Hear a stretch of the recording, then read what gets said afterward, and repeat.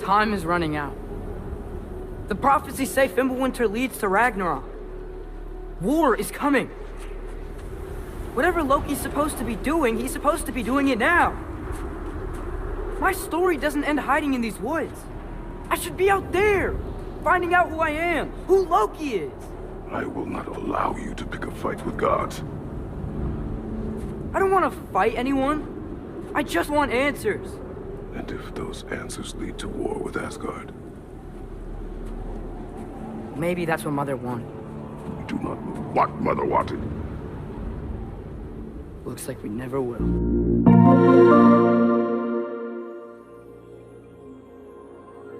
Hello, and welcome to PlayStation Pals, a video game podcast.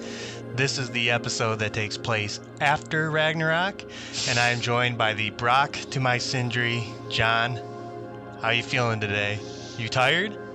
I am tired. I've not for any video game related reasonings. I've been watching my twin daughters all week, and I'm at my wit's end, man. I needed a day to kind of let go, and so luckily my in-laws have taken the girls today. I've been able to sit down and really finally jump into Ragnarok today, so okay. Obviously we'll have a lot to talk about with that, but yeah, so I'm feeling a little tired, and obviously anytime we're not recording where we usually do, usually we're in the office, where we're at home this week, it does feel a little bit different. I'm sure we'll have to shake off some cobwebs and get ready to talk about this thing, but yeah, man, I'm feeling ready to talk about some Kratos action though, for sure. Yeah, it sounds like you're gonna have some very hot takes.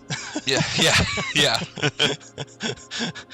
I'm ready to go, man. I'm literally sitting in my couch right now so that the moment this podcast is done, I can throw my headset off and then go right back into where I'm at. So ready to do some more. All right, well, let's not keep you to it. So let's get going. As we mentioned last week, there's going to be no format this week. We're kind of just going to brush on a few things before we get into Ragnarok, because the big news is Sonic Frontiers is out. We got to talk about it. Are you gonna play it, John? Now that it's sitting at a nice 73. I will. Is that where it's settled? I saw it was like a 75. Yeah, it's at 73 right now.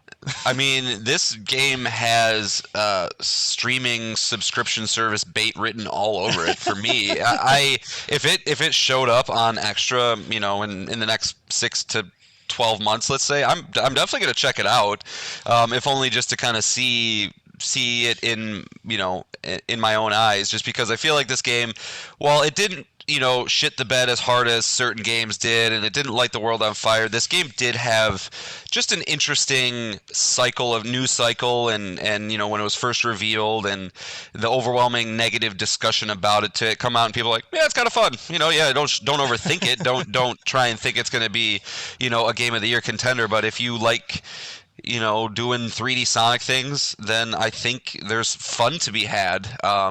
Did you ever play the Adventure 2 games? That's always the one that I hear from people of saying like, oh, this is this 3D Sonic game that I love and want them to go back to, but I never played it. Did you check that out? Yeah, I played the old Sonic Adventures. They're all garbage. Like people are absurd.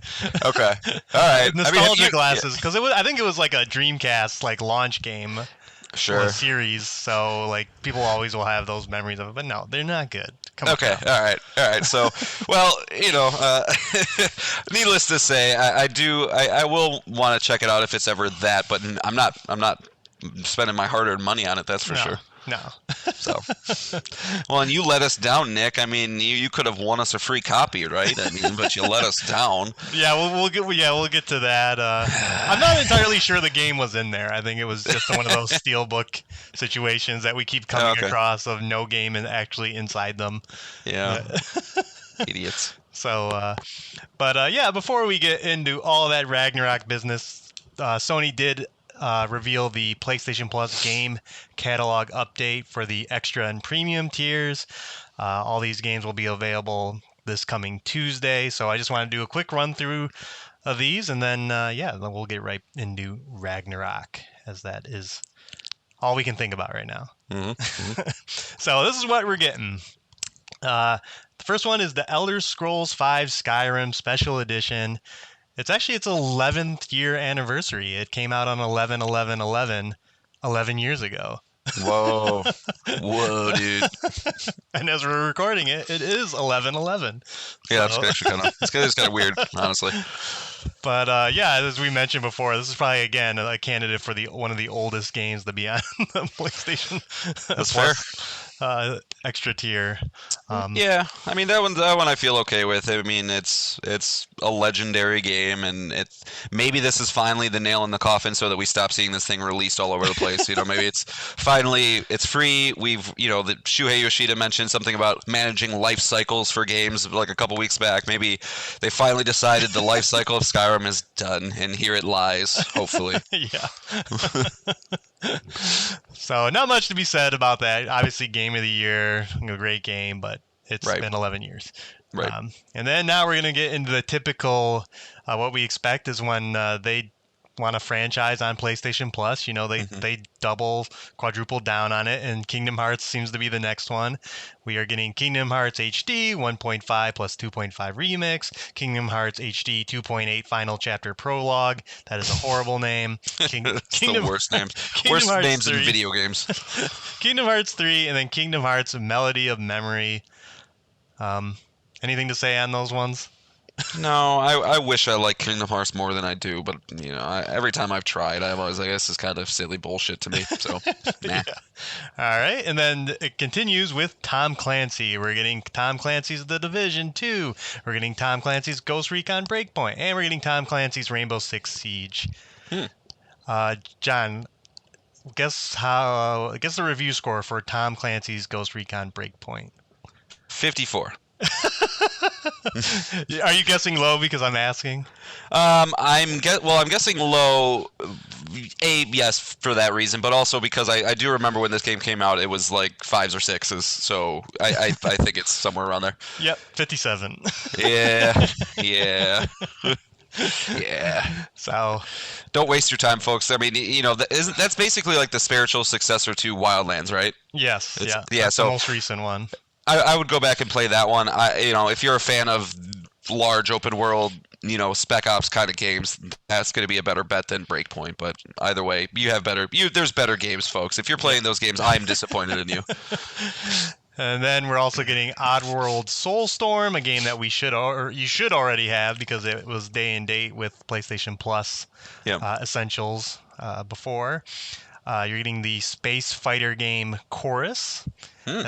That came out a year ago. That's the interesting one in my book, but it is at a 74. So yeah, I think what I've heard of that game is like it's definitely a niche title, right? Dog fighting and space flying, but a little more arcadey. It looks like something that could be fun to mess around with a little bit. I doubt it's going to occupy a large portion of your brain where you want to play it nonstop. But I imagine a couple nights with it, it could be fun. I've heard it's a very high skill ceiling though, so there is that. Oh, okay. Well, we'll see. And then we get a pair of indie titles in What Remains of Edith Finch and The Gardens Between. You played What Remains of Edith Finch, right, Jen? Yeah, honestly, that's the standout game of the month for me in totality. It's a very short experience, 2 to 3 hours you can do it, so I highly recommend anybody who likes some sort of narrative style game but has some really unique gameplay ideas in there with a very endearing story as well. So everybody play that game if you're interested. And also I would highly recommend just do it in one sitting. Don't start it, walk away, come back to it, just kind of do the whole experience. And I would be shocked if you didn't enjoy it at least a little bit. Yeah, it is behind Skyrim, it is the highest reviewed game of this list at an 88. So yes, well deserved. And then we're getting 2 Earth Defense Force games, World Brothers and Iron Rain. I don't know anything about these games, but it has its fan base. Yeah, I've always wanted to like those games. It just looks like, almost like I don't know what the way to put this is, but just a video game version of like Japanese Insanity with, or like a Muso game with guns, kind of. So right. I don't know, but I'm not gonna waste my time. What's that Capcom dinosaur game? That's kind of what Exoprimal. Yeah, so primal. Yeah, this is kind of It's like the same dinosaur, thing. but instead of dinosaurs, you got giant bugs, like giant ants, giant scorpions, things like that. Yeah. And then the last one for the essential list, John's personal game. He's going to be playing this one, Ani Chambara Origin. Are you familiar with this? You know what this franchise is, don't you? I don't. I'm Googling it now because I do find it interesting. Anytime we come across something that I don't recognize, like I find I'm like, okay, well, what is it? Because I pride myself in knowing this industry and cowgirl. What is this a fight? What is this? It is a Muso game, I believe, where you play as a girl with a samurai sword and a bikini. And a cowboy hat. Yeah. Oh, yeah. She's got to cover up the head. And she's got assless chaps on. Sweet. Yeah. It's like if you want to like Nier, but you're a good old American boy and you couldn't let yourself do it. This is the game for you. Yeah. So. Oh, jeez. Yeah. Good thing you're not Googling this on your work computer, John. Oh, or am I? But yeah, that wraps up the essential list. And then for the premium tier, we're getting every Ratchet and Clank imaginable. The normal, the remake, Going Commando, your Up Your Arsenal, Deadlocked, and Tools of Destruction, all on premium. Awesome games. I actually, real quick here, I did update my PlayStation Plus subscription to premium just because it was, I think, $6 more for the next 130 days or something, and I saw that all these Ratchet and Clank games were coming, so I wanted to play through them again because that is one of my favorite franchises, honestly. But I just found out my internet is really not strong enough to stream games, despite having a fiber connection. So got to figure that out because that's honestly some shit. But hopefully I can figure it out because I would love to go through and like platinum maybe like one of those. I don't think I would want to go through and do all of them, but maybe do like Ratchet and Clank 2 again and Tools of Destruction or something. But yeah. Do you know what the requirement is to stream games? Like what download speed you need? So it can't be much. I think it's like 25 or 40. Like I should be getting, I get a gig, but realistically, I think my PlayStation would pull down like 450 when it's hardwired in. Problem is I moved into the basement and I don't have my router right there, so I can't hardwire. But either way, it's still some horseshit, and I gotta figure it out. Yeah. So yeah, I literally I tried to do God of War 1, like the original God of War game, and it loaded in. It was the grainiest thing I've ever seen, and then it just kept flashing a message saying latency too great, will shut down and then it gave me a timer. So I literally just watched my game power down for me. I didn't even get to choose to do it. But yeah, so I don't know. We'll figure it out. Yeah, and then just overall thoughts. This is a pretty solid update. Again, we're not going to be touching any of these games for the immediate future, but no, I think I like Division 2 being on there. I'm always looking for more like co-op games that I can play with my buddy over in Colorado. So I know he's more of a military shooter guy. That might be something that could be fun to go through together. And I think having Skyrim on there, jokes aside, it's a valuable game to have on the service to anybody if they want to pick up, a massive Bethesda game, they can. Who knows? My son might be interested in something like that, in a couple years, maybe 4 or 5 years. So sure, can't complain. Yeah, no, solid. Yes. All right, now let's get into the game itself. God of War Ragnarok. It came out last Wednesday, November 9th. John and I both went to midnight launches, and I know we were texting back and forth while we were there, so you know a little bit of what happened at mine. But what do you have any anecdotes about getting the game yourself at midnight? It was pretty. I mean, it was pretty uneventful overall. This was the first time I've ever done a midnight launch, so I didn't really know what to expect or going forward. But I showed up maybe like 10 minutes early, and there was just a couple guys sitting in their cars in the parking lot. But then there was one guy who showed up. It looked like his I would say this guy was probably 35. He was in the back seat of the car. An elderly woman dropped him off. I'm assuming his mother. He was wearing sweatpants, flip flops, and a leather jacket. And so I found it just kind of funny in a way that like the exact person you would think would be the first person you would see is the exact person that I did in fact see for one of these things. But overall it was a fine experience. The guys in the store, were really just like everybody went up, paid, they put a sticker on the receipt, and then just threw the games in your hands, and you were out of this. Everybody was out of the store by 12:02. But it was cool, like seeing I saw a couple guys get the Jotnar edition and the collector's edition, and while I didn't get to see inside the box, it was funny seeing a box that was arguably bigger than the PS5 box itself for the special edition. So I've told myself a lot of times in the past that I got to get one of these special edition games, and this should have probably been the one to do it. So I might regret it a little bit, but overall pretty chill experience, and I probably would do it again if there's a game that warrants it. Did they make you wait till 12:01? They did. So I was literally the second guy in the store, and like the guy that was ringing me up, like he was a little bit faster than the other guy, so like he finished my transaction or whatever at like 11:52, and he went to go grab the game, and like the manager kind of just like came out of nowhere and was like, "Oh no, what are you doing? What are you doing?" He's like, it really is like.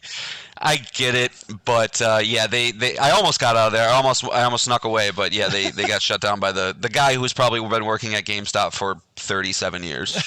God bless that man, but Okay. Did you have any idea of how many people showed up? Did you have a decent amount? I would guess 20.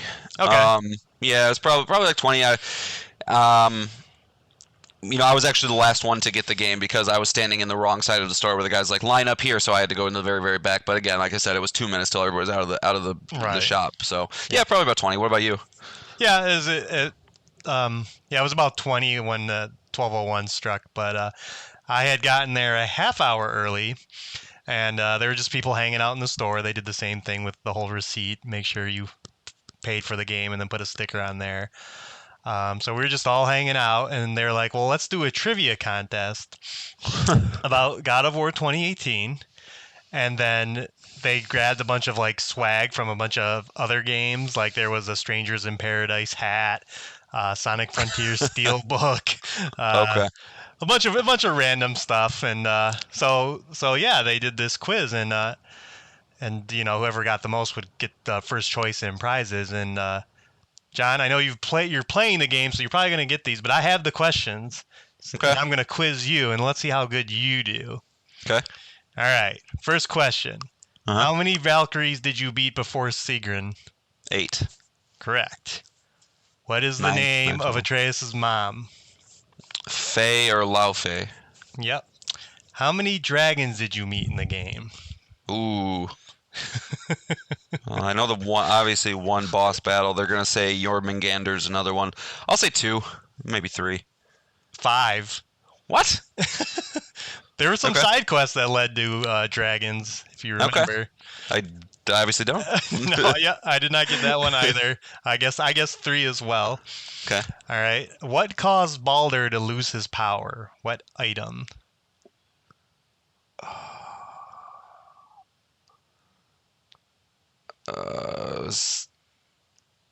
Wasn't it an arrow that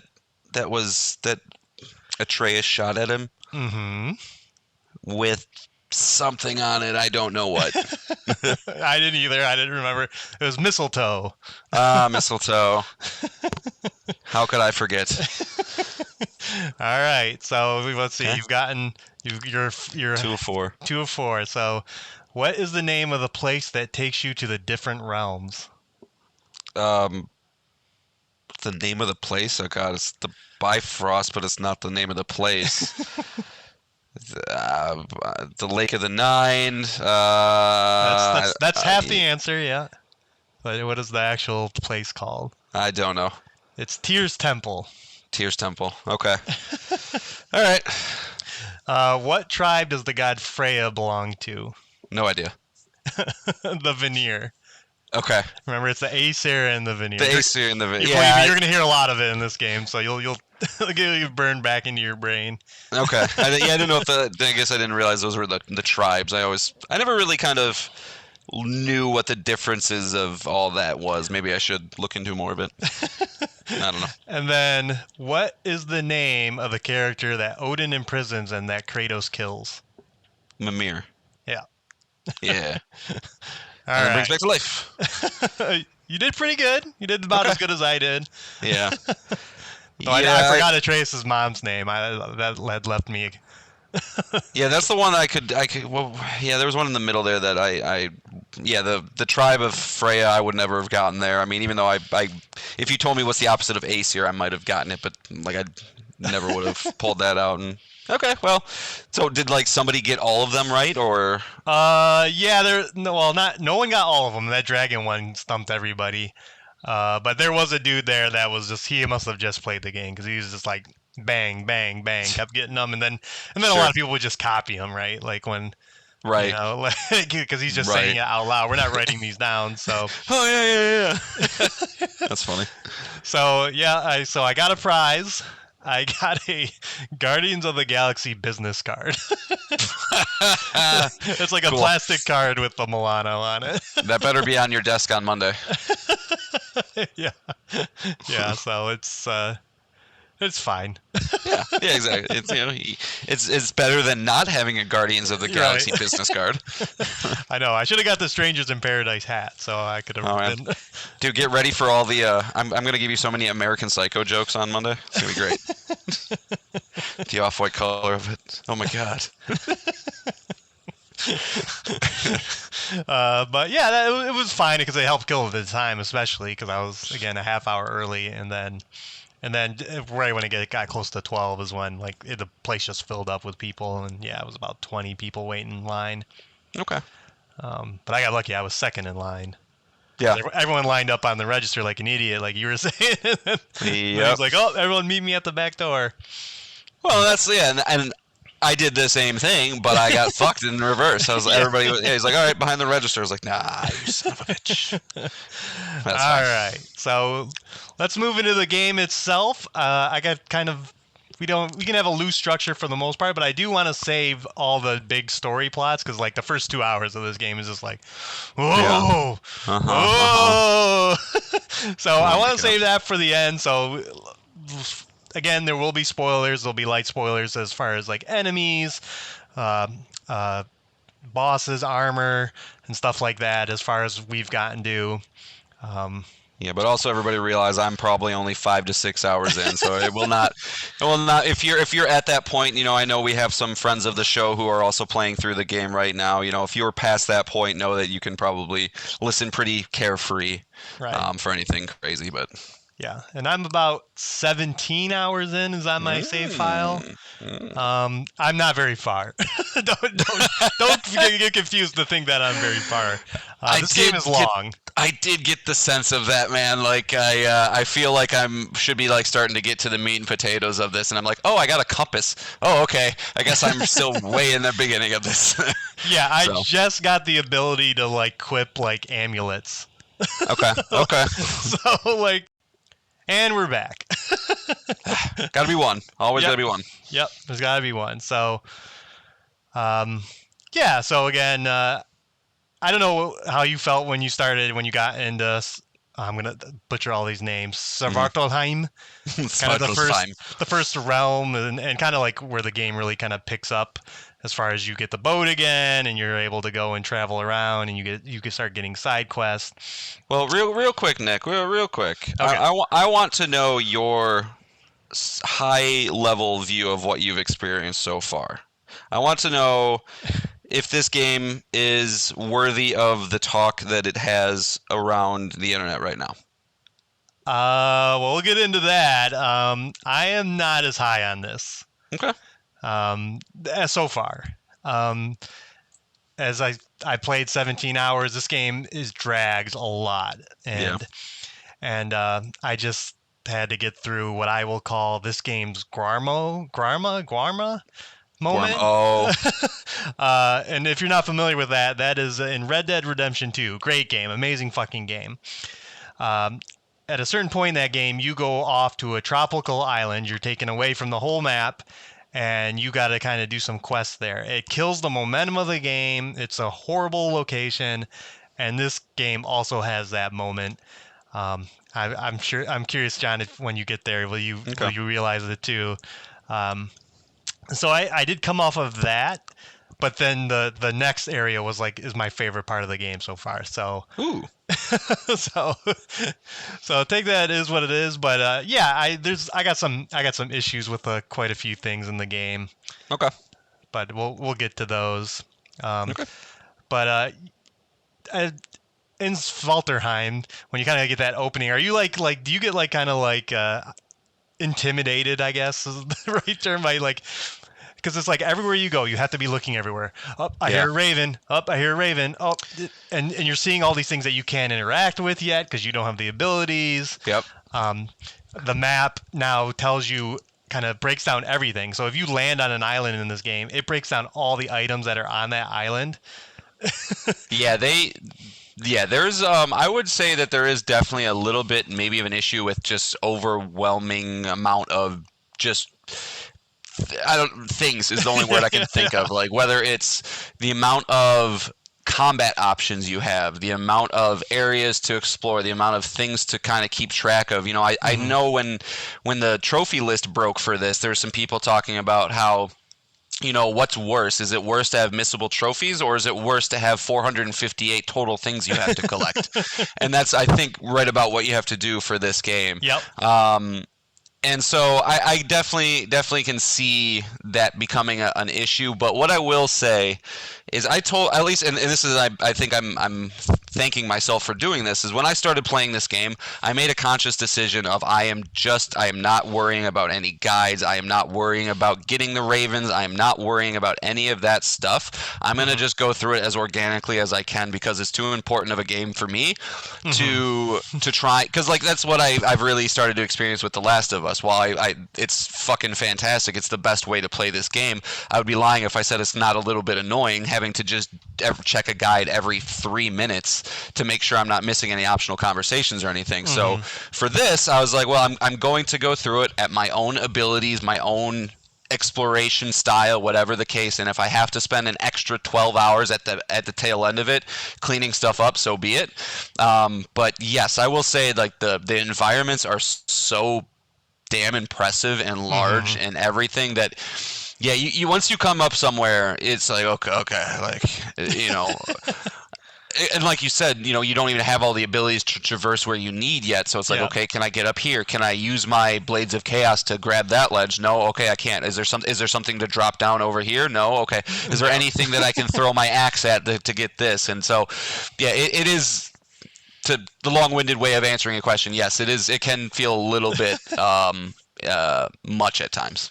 Yeah, and I do appreciate Mimir will say oh, you don't have the tools to get through this yet, so it's oh, okay, well, at least I'm not thinking in my brain oh, can I get through here, or it's just the game tells me. Yeah, the environmental dialogue is actually pretty fantastic, if not even a little much as well. Atreus is, he's there's been a couple times, especially before I had the compass, where I was a little unsure of where I needed to go, and I chose the wrong direction. And Atreus was like, "Oh, we're going back to the town," and I'm like, "No, I'm not going." Oh, okay, no, oh, okay, I get it. Thank you. And then so I just turned around, and then I went the way I needed to go. So I think that's excellent. An excellent thing to have in the game to alleviate some of that, but. Yeah, still a little bit much. Yeah. Characters do talk a lot. Yes. So, did you do any of the side quests? I haven't really jumped into any specific. Are those the favors? Is that what they're called in the game? Favors. Yeah. Okay. I stumbled across one where I fought some really hard skeleton dude with a fire axe. Yeah. And once I beat him, it's I started a favor or something along those lines, or it might have even been one of those larger alligator / dinosaur enemies. I guess I don't know if you know what I'm talking about. Yeah. Where once I beat one of those is like I started a favorite. But in terms of like coming across somebody who's like, I have a quest for you and go do this thing, I have not done anything like that yet. Really? You didn't get the guy that's like tells you to stop the smokestacks, the mines? So I That did get bard guy playing the guitar? yeah. So I did get to that part. But I don't. I think if you remember, like they're like, well, you can go do that now, or you can go talk to this other guy. Right. Yeah. And I think I think it was late at night, so I'm pretty sure I was like, well, I'll go back and do that tomorrow. So I haven't done that yet, though. Oh, okay. Okay. Yeah. Yeah, because that's the interesting thing with the side quests in this game is the scope of them. Yeah, as you mentioned, you get to that part where Atreus is like, "Well, we can go do the turn off these smokestacks or these mines, or we can go continue the main quest." And if you go and do those smokestacks, that area is gigantic. It's huge. And then there's another side quest that you get in that area that is incredible, John. It's like Is it? like this, like I said, this it's huge. Like it's like it's not just a little tiny like fetch quest or anything like that. These lead to like giant, big, map altering things. So and you'll know when you get there. But yeah, Sure. in that area with the mines is a watchtower, and you're gonna need a key to this watchtower. Do that quest, John. Okay. Well, I guess I know what I'm doing once we're done with this phone call. Yeah, because yeah, it's and that's for even more of the side quests. Is like even in I'm in the second realm, or I did the second realm, but in the second realm they're like, oh, you can go back to your home base, or you can go check out what this noise is that you keep hearing. And I'm like, okay, well, let's go check out what this noise is, and it leads to this giant desert, John. It's huge. It's like, and it's just this whole giant environment. And again, the quest is just amazing. Like it just leads you to like underground and doing all these kind of crazy things, and it has this huge payoff in the end. Well, that's really exciting to hear, man. Because one of the little blurbs I read when this game was getting reviews is that it took a long time, but it finally beat The Witcher 3 for best side quest or something that somebody put in. And well, I haven't done them, and there's more to play the game. Witcher 3 is one of your favorite, if not favorite, games ever. And so the fact that you're talking about the side quest so highly, because even myself, who thinks The Witcher 3 is a great game, it's not a 10 out of 10 for me, but I will sit here and I will say that they do. It's still it does have the best side quests of any game I've ever played. Hands down. So the fact that they seem to have at least kind of gotten there, and maybe not from a narrative standpoint, but from a just visual and thematic and kind of engrossing standpoint, that's good to know, man. It seems that's kind of what I've really felt with this game so far. Is just I knew it was going to be polished. I knew that everything would be as, high level as it is. Some of the best combat around, some of the best voice acting around. Graphically, obviously, it's gorgeous. But the level of shortcuts are not a thing in vocabulary for Sony Santa Monica, man. They do not take shortcuts. Every single part of this game is so... You can tell it's like they almost had like 47,000 different roles where it's like, yeah, we have this person is in charge of making sure that the Raven's voices sound correct. This person's in charge of making sure that, whatever the case, just so everything feels so cohesive and well put together. I just, I am so happy that it is what it is. I don't know, man. Yeah, and there are some side quests are like the Ravens are considered a side quest, the favor. Wait, are you still there? John? No! John!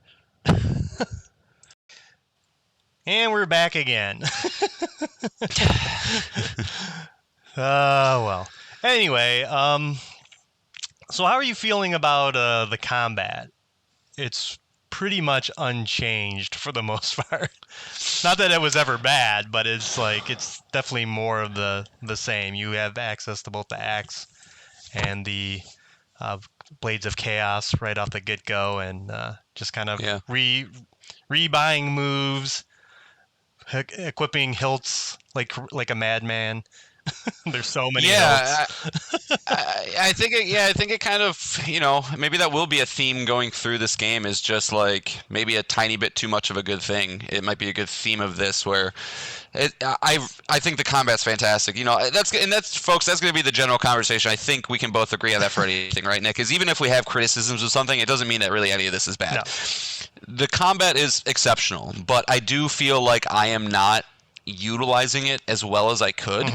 There's so much to do, whether it's I want to hit him with my axe, then I want to throw my axe, and I want to beat him up with my fist, then I'm going to switch to my Blades of Chaos, I'm going to do this, then I'm going to use my L1 R1 move that's like a special move, then I'm going to do my L1 circle move to give me a little, and it becomes a little much where, while I'm in the middle of a fight, I find myself just kind of relying on the same things that I like to do over and over again, as opposed to using the maximum amount of move set. That's not to, there are times though where I do kind of things just work out perfectly. I throw my axe in the right place, I switch to the the blades in the right and so those moments do happen, but I don't know if like the skill tree is maybe as good as it could. Every time I get a new skill or something, I'm always like, nah, all right, it doesn't really affect much. That's just kind of another small little move that will just get thrown in haphazardly here and there, as opposed to like a move that I'm going to try and implement into a move set that I enjoy doing, if that makes sense.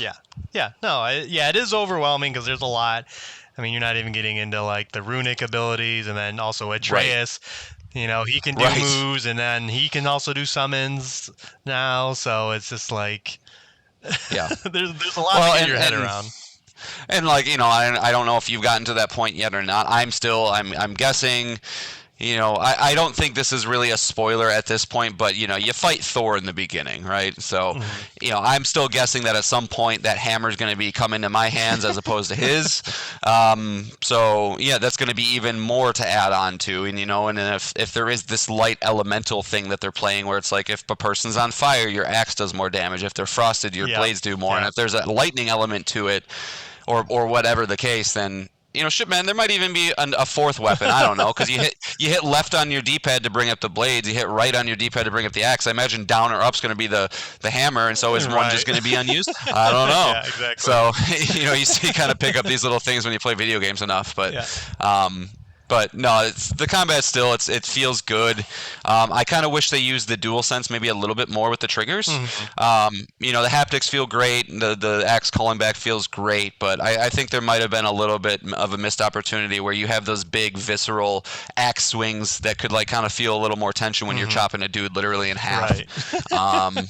But it's still, it's still an improvement on the DualShock 4, that's for sure. Yeah, and I'll say, I 17 hours in, it's still the same thing. It's the same two weapons. So which is part of like why it's kind of being a little bit of a drag. Is like there's nothing like new, really. In fact, I just finally got another like ability to let me traverse the environment differently.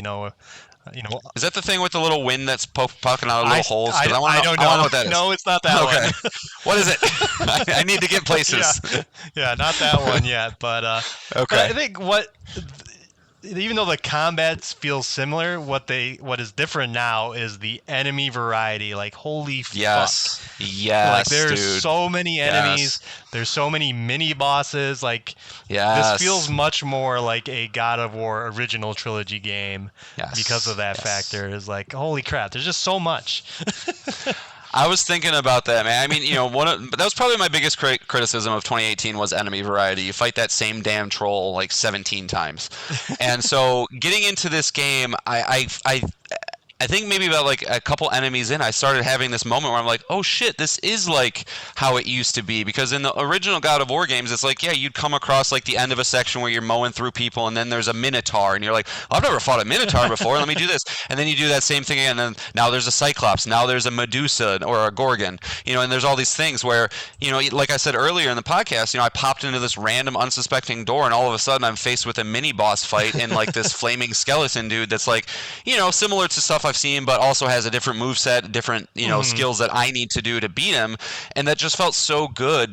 Part of the reason, speaking of another Game of the Year candidate with Elden Ring, that was so engrossing with that game is that you never knew what was going to be behind a door, and that was exciting. Whether it's going to be a brand new crazy boss you've never seen, a reskin of a boss you've already fought that maybe you want to, you've kind of familiar with, you want to beat them again, and at the end of that fight, you're going to get rewarded with something cool that makes it whole, it worthwhile. And the fact that that's kind of in this game, I wasn't expecting it, was very refreshing to see. And that's not even to start talking about the actual scripted boss fights that you come across, which are ratcheted up compared to the original as well. Yeah, there are tons of great things to say about all that. Is just they took that criticism to heart and then punched its teeth in, because this is like there's so many. There's so many. Like I just fought a side boss that was insane. Like and he was he's a side quest boss. He's not even like a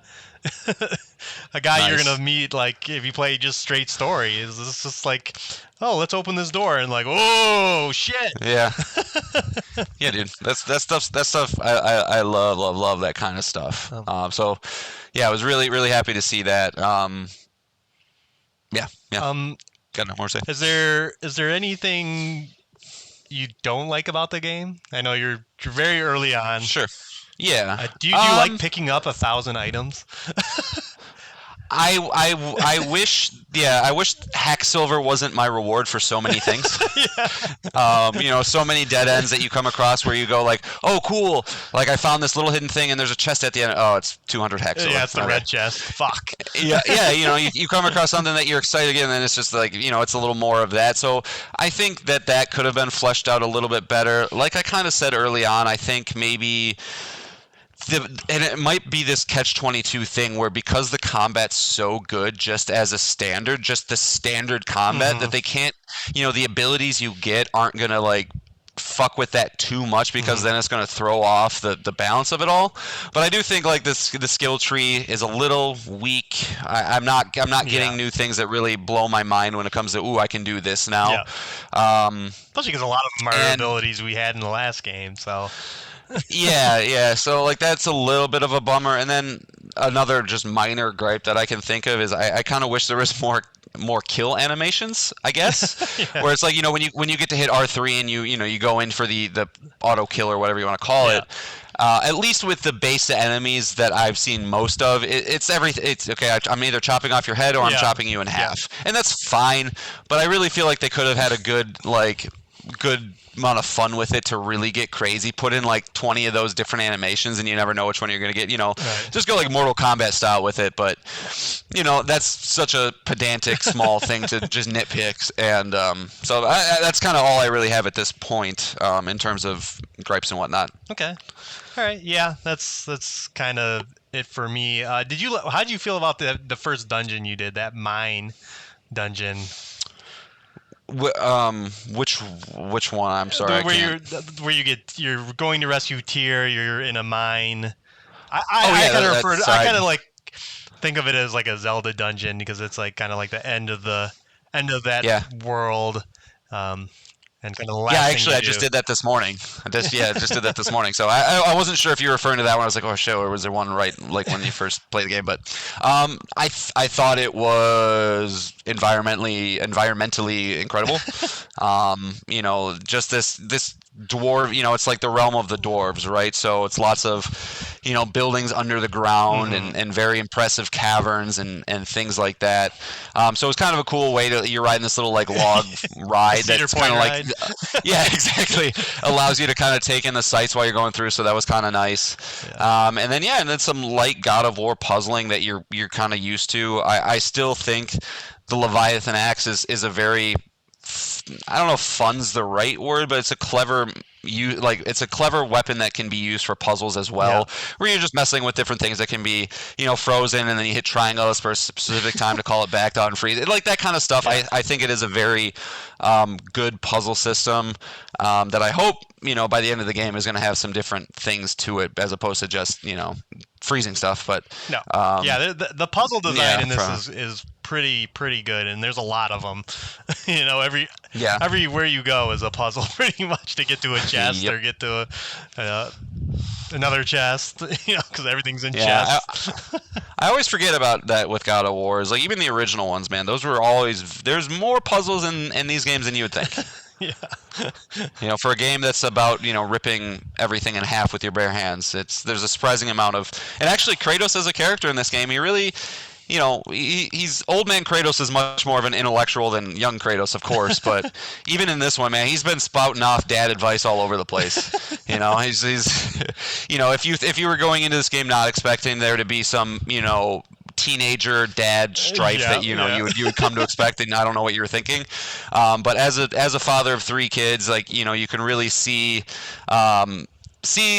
Kratos really trying to embrace the dad role, and that's really kind of cool to see. And he's trying to deal with a shitty teenager who thinks he knows everything right now, and how does Kratos handle that situation? But I don't remember where my original thought was going with this. I'm rambling now, but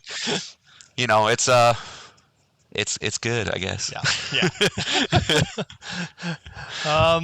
Did you have anything more you wanted to add before we get into the story breakdown of the first few hours? No, I mean, did you decide to play it on performance or on fidelity, or I'm sorry, on beautiful or frame rate?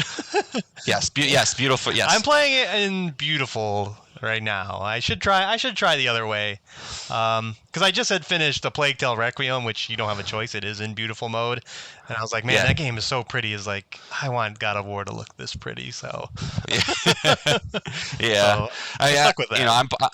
Okay, I should switch too. I'm doing obviously the opposite, just because I have the TV as we've talked about, and so seeing I think because my TV can bring up a little menu that shows what the current frame rate is, and I think it's typically right around 90. Wow.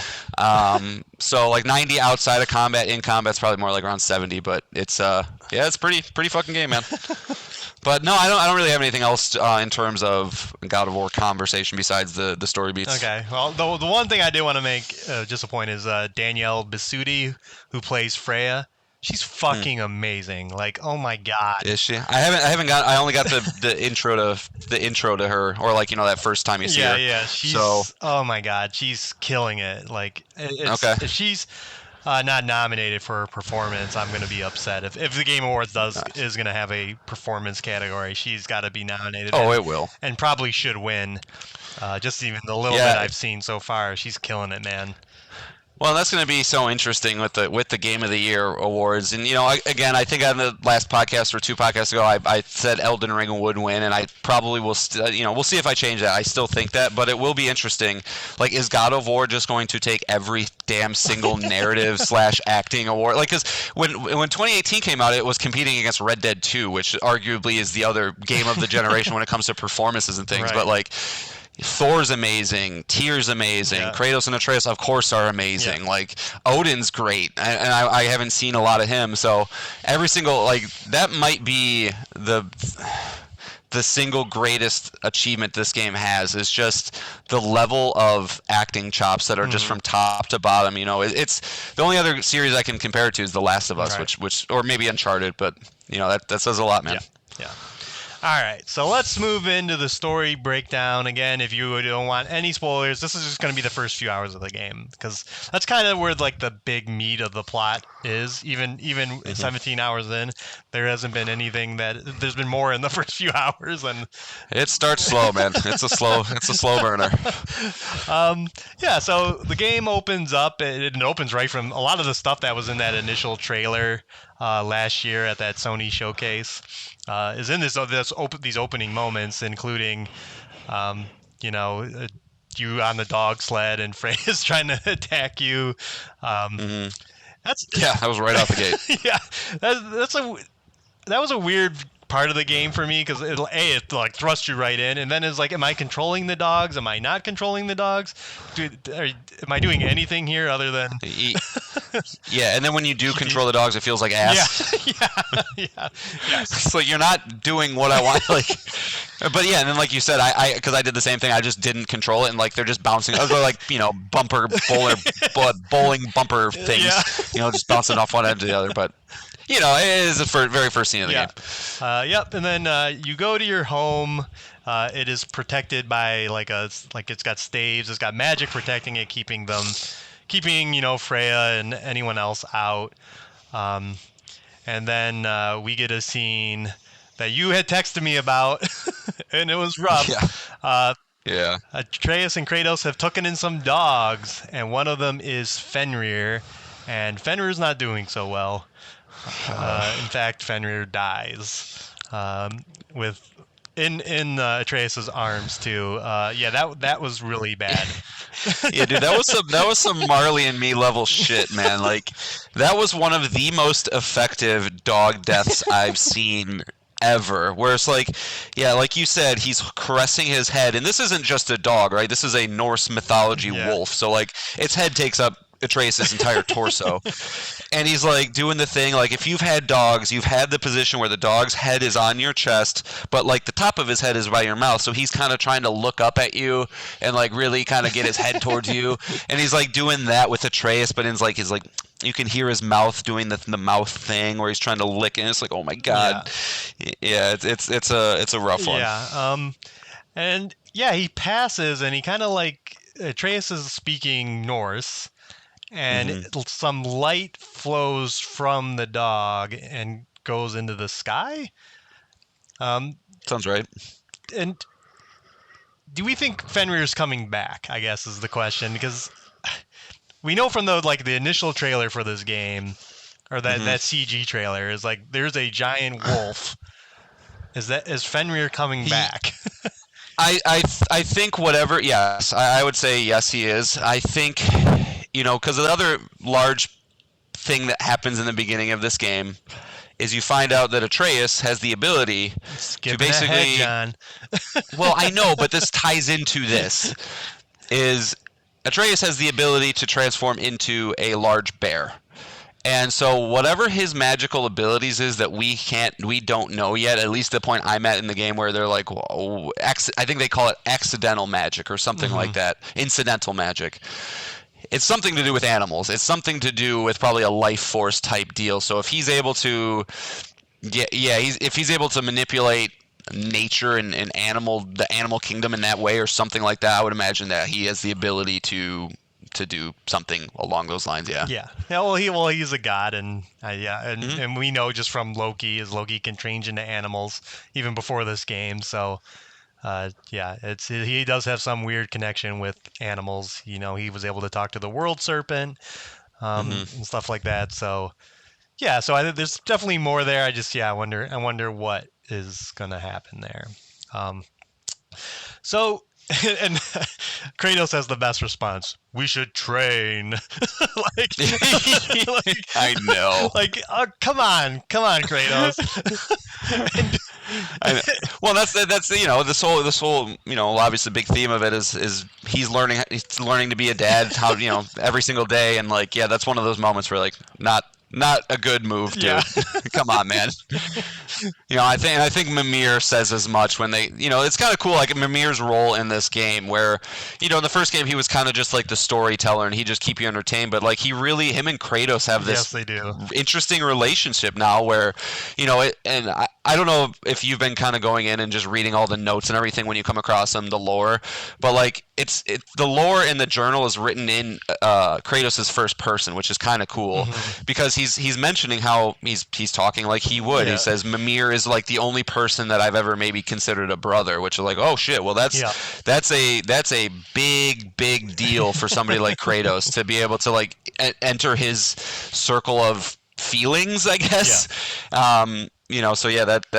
He's very open. He's more open with Mimir than he is with Atreus. He confides more into Mimir.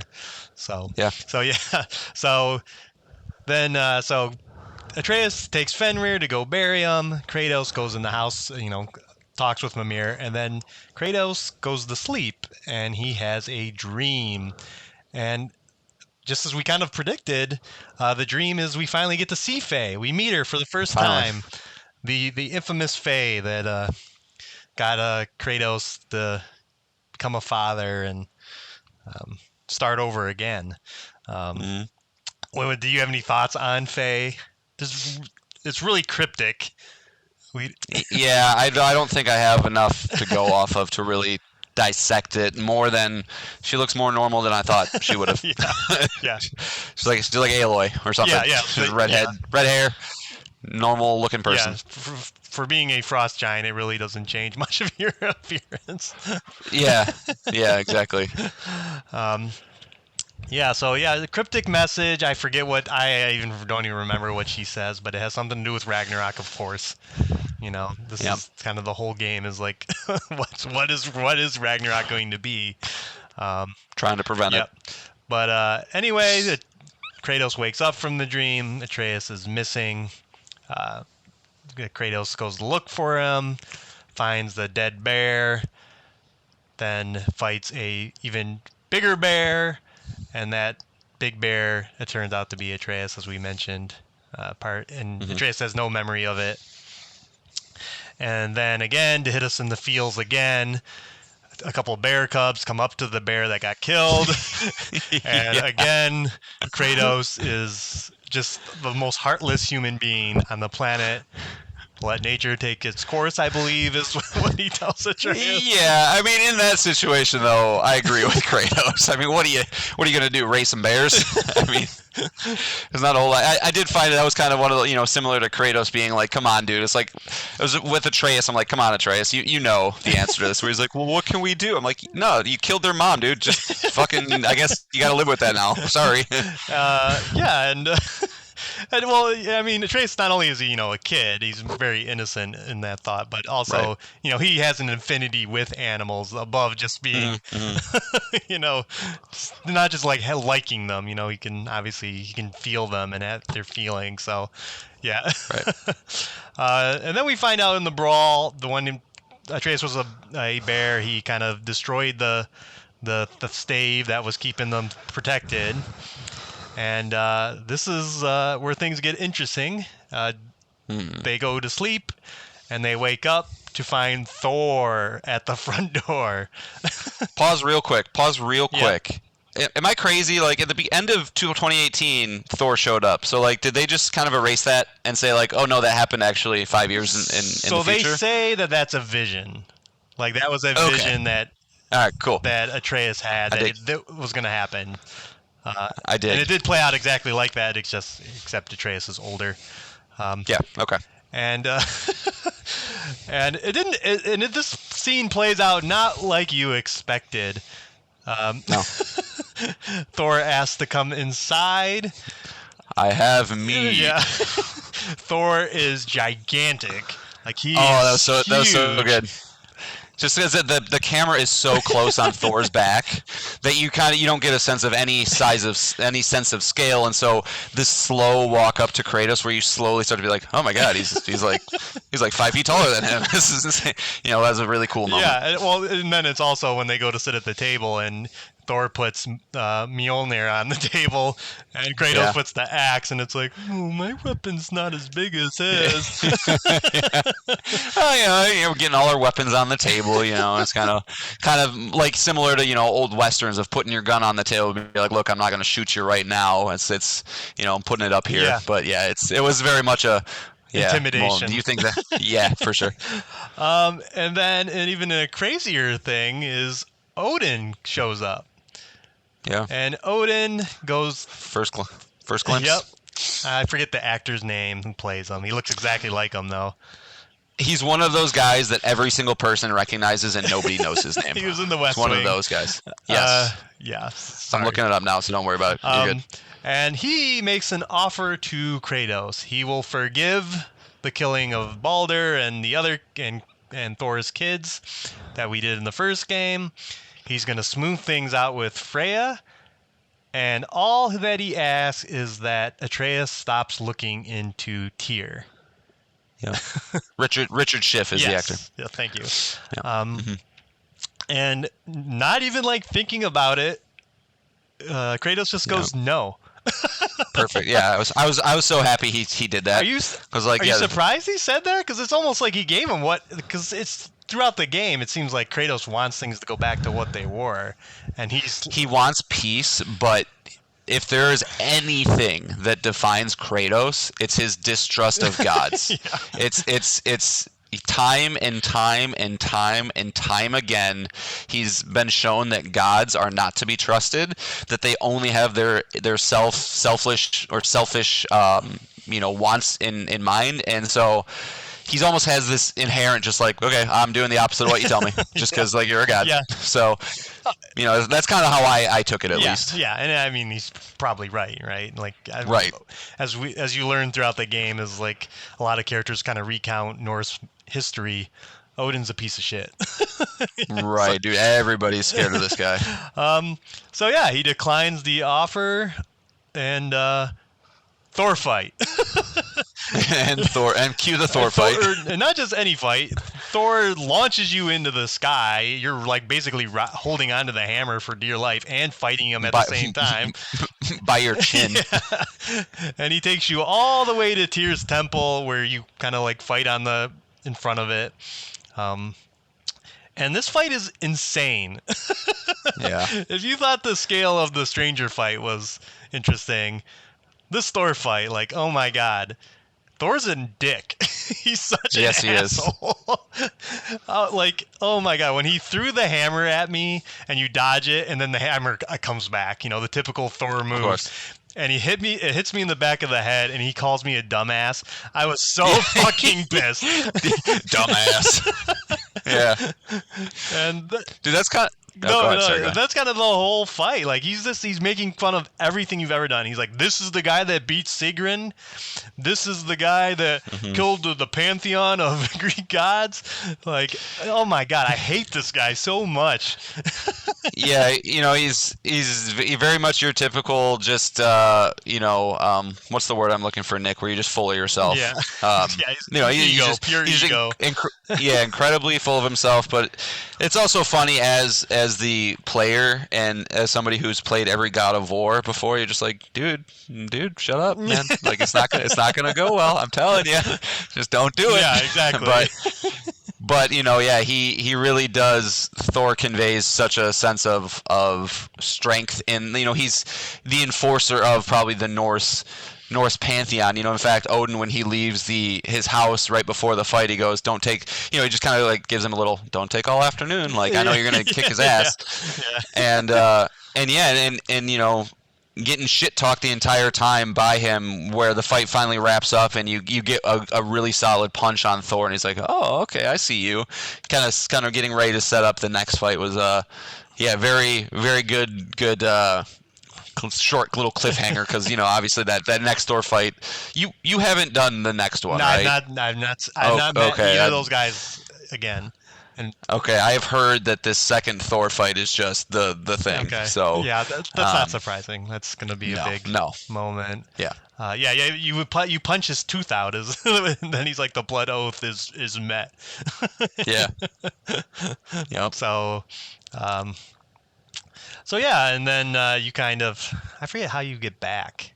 I don't even remember. Does it just? I think that's when you finally get Brock and Sindri back kind of into the fold, and they build their little portal. Yeah, that's right. You portal back. Atreus is fine. He had a conversation with Odin while you were away. And then obviously Kratos is pissed because of Atreus has been sneaking out behind his back and going to. Yeah, well, in that conversation, with Odin saying that he wants Atreus to drop finding Tyr. That in that same exact moment, Kratos finds out that Atreus is looking for Tyr, and you don't go behind Daddy Kratos' back. Yeah. I don't think he would take too kindly to that. Right. So Atreus is able to, because he's a frost giant. All those cabinets we were opening in the first game, they're actual doors to even more visions. Right. And you set out with Atreus, and he takes you to one, and he shows you. I'm trying to remember just a different version of Ragnarok that involves Tyr, leading the forces of good against Asgard. So that kind of sets out the events of the game, in which you are going to go try and find Tyr, which is the Norse god of war. Can I just real quick interject? Were Brock and Sindri as funny as characters in the first one as they were in this one? I think so. They were okay. Cause I'm loving Sindri, man. Especially he's funny. Like, I just had that scene where Kratos was having a one-on-one conversation with Mimir, and Atreus was sneaking underneath his window to try and listen in, and Sindri kind of pops up right next to him, just his little partner in crime. He's just always has something funny and silly to say. I really appreciate them this go around. Yeah, they're definitely getting much more screen time as they now live in your home base, as to say, as you kind of hide out in the ethereal world. I forget what that world's called. As Yggdrasil's the tree. Yeah. But yeah, I'm not sure. So yeah, they're just getting a lot more screen time. So. There's that once. It's one of the very first times you come across Sindri again, where he asks like Kratos if he wants a snack. He goes, "I do not need a snack." I just thought that was. Or there's that one, or it was like I think it was like, if these cobblestones could talk, then they'd have mouths, filthy, disgusting mouths. Good stuff like that, man. It's they have fun with their writing, which I appreciate. Yeah, for sure, and they're definitely they're throughout the game as you know, and then the last bit I just wanted to talk about, we don't have to really get into much more there, is that the part that you have just discovered is you get to play as Atreus, which I don't know why we didn't predict that. I that seems pretty obvious. Yeah, I guess I just completely underthought how little corners are going to be cut. They're like, yeah, we'll give you combat with Kratos, and it's going to be awesome, and we're going to give you Thor's hammer. Yeah, why not? We're going to throw Atreus in there too. Like, it's just, I just didn't think that they would put so much into it. But yeah, you get to start playing with it. He hits people with his bow. You can shoot people from afar. Mm-hmm. And yeah, it's fun. Yep. It's cool. And you even get Sindri as your little companion guy. Yeah, who you can command to help you in combat. Yeah, it's a nice little like, I guess, varying things up. Atreus is not as. There's a great scene where he tries to go and open the first chest just like Kratos does by trying to punch it through the roof, and he can't do it. No. Well, but I was very happy though, because when you first start controlling Atreus, my mind immediately went to, oh great, Mary Jane moments. And I'm like, I don't want to do this. And then I think I went into the menu, and then like the little tiny skill tree that Atreus has like blossomed open, and I was like, oh shit, like he's his own cool character that gets upgrades, that gets things that you can so it's not this tacked on thing. It's actually a pretty meaty little combat side of it. Yeah, and he definitely holds his own. It's funny. There's so many different enemies in this game that when I fight Draugr, I'm like, oh yeah, Draugrs. Yeah, I remember you. You were the only thing in the first game. Yeah, so I was like, you're fighting a lot of Draugrs as Atreus because you're in Midgard, and it's a solid breakup of things. And one thing I wanted to mention while I'm thinking of it, I'm assuming you found these poems, right? These like 12 poems. Yes. Do you like those? I like those a lot. Well, yeah, because they're from games. They're from other. Yeah, I think there's 14 of them, and they're a poem like relating to one, like a PlayStation exclusive. So the very first one is really easy to understand. It's Horizon, where it talks about like a warrior with red fire hair and all this stuff. And I thought that was cool. And then the next one I didn't figure out. It was talking about like 9 people enter a battlefield and like an orb and stuff. And I was like, oh, it's fucking talking about MLB The Show. That's so silly. But it's again, corners not being cut, man. It's like we're gonna add these little things to find, but it's not just gonna be a random poem we're gonna pull from some Norse book. It's gonna be, we're gonna make our own poems. They're gonna be about our PlayStation franchises with fun Easter egg things to kind of just make it just all that much a little bit better. Yeah, and I have to check, but I swear I got one that's Concrete Genie. Like, is Concrete Genie like a first-party Sony studio? Yeah, Pixel Opus is owned by Sony. So yeah, I'm sure. I think 14 sounds right. It's probably one game from each developer. Yeah, is probably what they did. So I would expect Genie. Okay. Yeah, probably. I would expect a Gran Turismo. I'd probably expect a Spider-Man or Ratchet and Clank, Yep, and yep. and you know, and You're on. I've seen Spider-Man and Ratchet and Clank, yeah, all that stuff. So and I super, got super cool. Astrobot as well. Nice, So nice. Did it tell you that you should play it on PlayStation 5? yeah, exactly. Don't forget about it. And I guess that's pretty much it. Do you have any like predictions? The story is still pretty vague on what is going to happen. I do think there is some levity to like that it's going to be Atreus versus Kratos at some point. I Yeah, think that tension is there, and that yeah. I'm wondering, like, it would almost feel a little bit of a cheap way to do it if they like, because in 2018, probably around like 2/3 of the way through, you have that moment with Atreus where he starts to separate from it and gets shitty. And like, do they do the same thing again where he kind of starts to separate from Kratos and you have to almost like literally fight him back into submission? But because I don't see that being the final battle. I think the threat of Odin and Thor and Freya, there's too many bad moving pieces out there that they couldn't somehow, unless if this game is just way bigger than I thought, figure out a way to. Yeah, I know it is, but I still don't see them narratively roping Atreus into kind of being some, ultimate fight. But I wouldn't be surprised if, you have to butt heads with him at some point. yeah, no, I think again he is all up in this prophecy and this war, and obviously Kratos, who's been through a war of the gods, is strictly against it. So yeah, I don't know like how this game ends. I no idea. Yeah, does Ragnarok happen or doesn't? Everything I've ever seen with Ragnarok, it's this, and granted, it's not a lot. It's basically Thor Ragnarok, but it's this thing that is unavoidable. No matter what we do, it's gonna happen. Right. Whether even if you think you're fixing it, you're just pushing along the threading the fates, yep. Even further. So I don't know, because if it does happen, then then okay, is that the end of God of War or? But as we've discussed, this series is, I don't see it ever dying in totality. It's going to be there for pretty much ever. So I don't know. Yeah. I don't know, but I'm happy to have Corey Barlog and Eric Williams tell me what's up. All right. Well, I think we're good there. Obviously, I think this will just be a reoccurring subject. This will probably be in the show for at least 2 to 3 weeks, folks. Sorry. I mean, especially from me. Nick's a quicker game player than I am, but I had Wednesday planned out to sit down and play this, and then Tuesday night, my wife comes home. Oh, I got bad news. Oh, okay, great. But luckily, they did me a solid and gave me today, so hopefully I can get, another 5-6 hours into it and keep chugging away. Yeah. There's just a lot to do and a lot to see, and do those side quests, John. Oh, I'm doing everything. Like I said, man, I am detached from guides. I'm reading every note. I'm doing it all. So yeah, no, I don't really think you need one for the most part. No, I know I'll need one to go back and get all the dumb ravens, and I was honestly I didn't know if they were in the game or not for a while, because I was like, it's been like 2 hours and I haven't found one yet, so maybe they're not in here, and then I saw one in Svartalfheim, and I'm like, 48, no.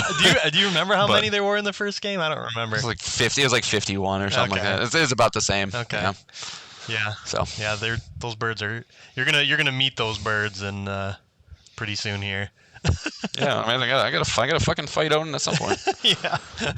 But I will say, I just realized this at this moment, Nick. I don't know if you planned on it, but I do not have my work computer in front of me, so PlayStation Pals franchise list is gonna have to wait, folks.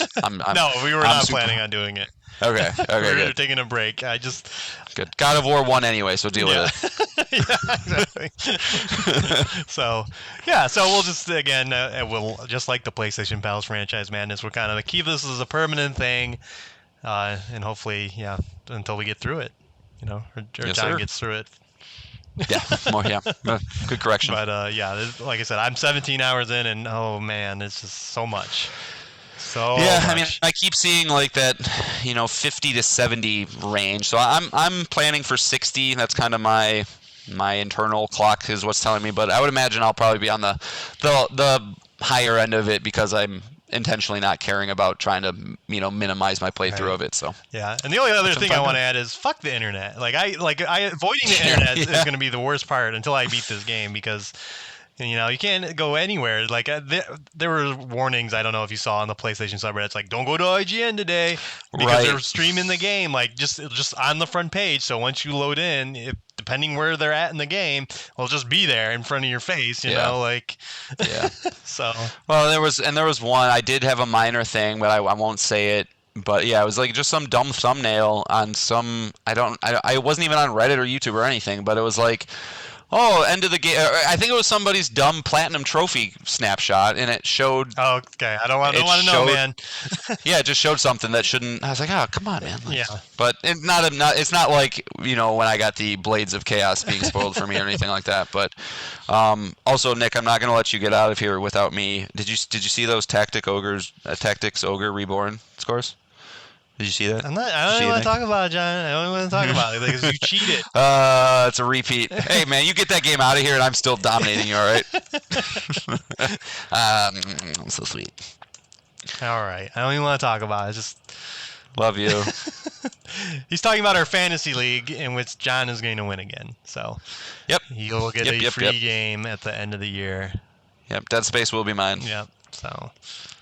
Congratulations. Well, yeah, Tales of the Borderlands, man. It keeps dropping. I don't understand. Yeah. 68 now. Oh, well. It was close. Yeah. Much closer than last year, so at least that's that. Yeah. All right. Well, I think we're good. Not surprising, we're going to leave you on a God of War Ragnarok song. This one's called Blood Upon the Snow. This has a voiceover by Hosier? But it's another Bear McCreary song. Okay. So, and it's good.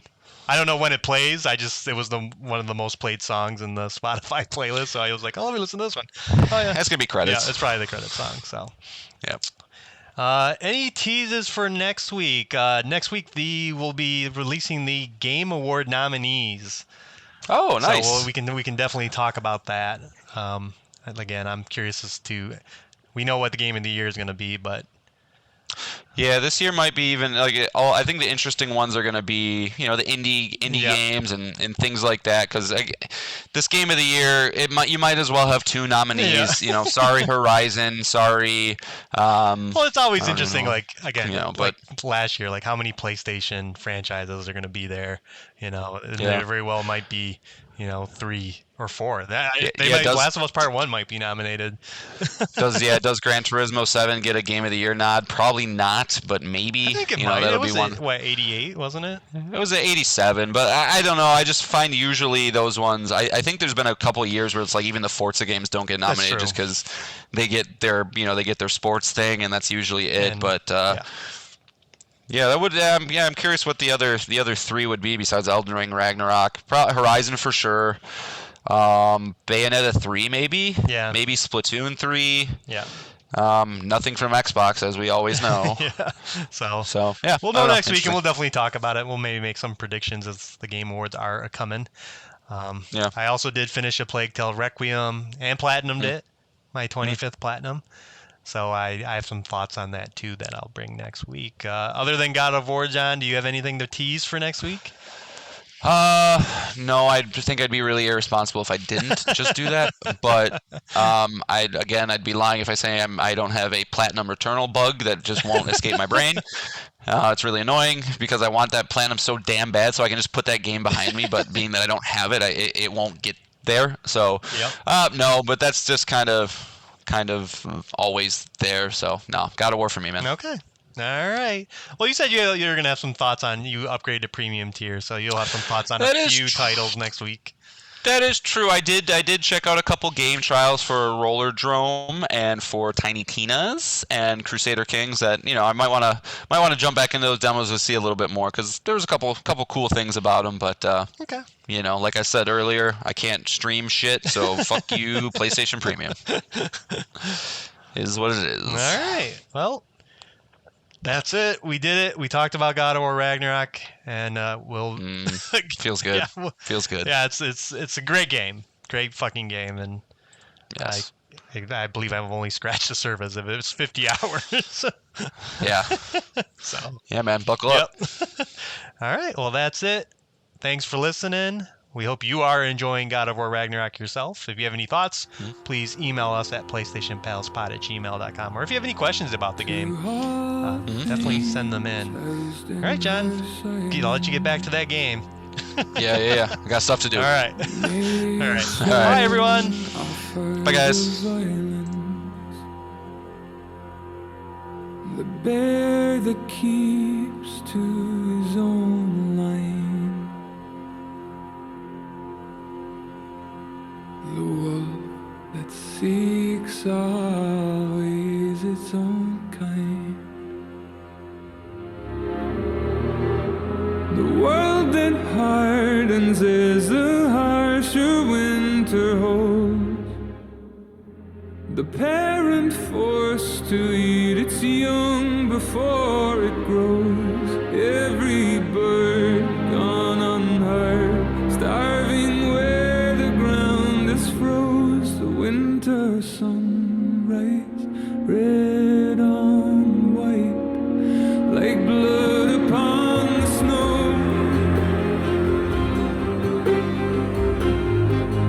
Like blood upon the snow.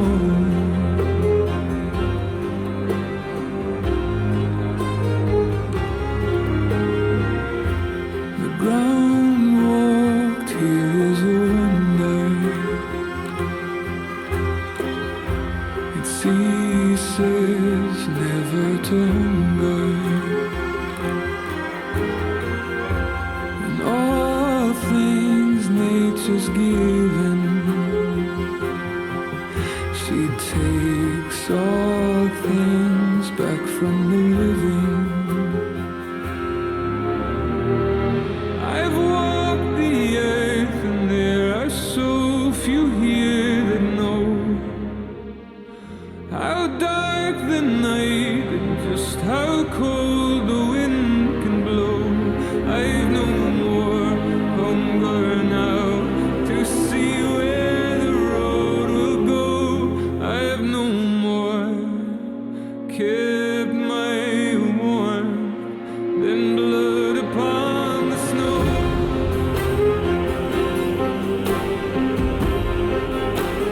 Blood upon the snow.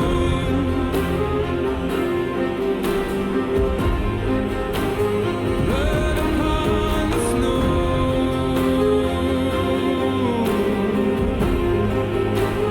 Blood upon the snow.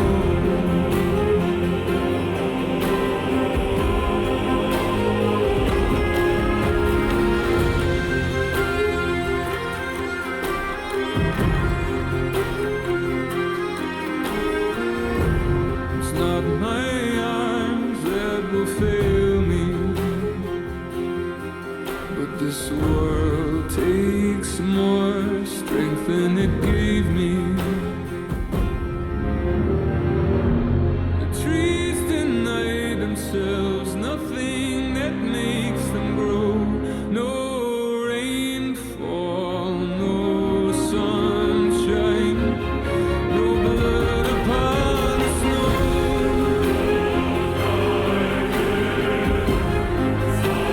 Blood upon the snow.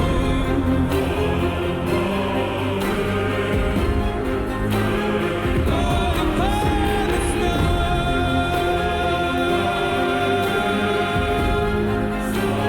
Blood upon the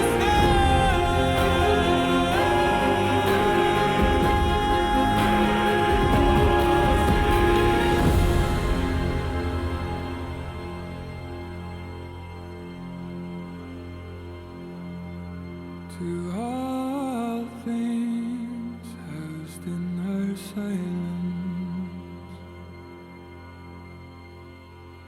nature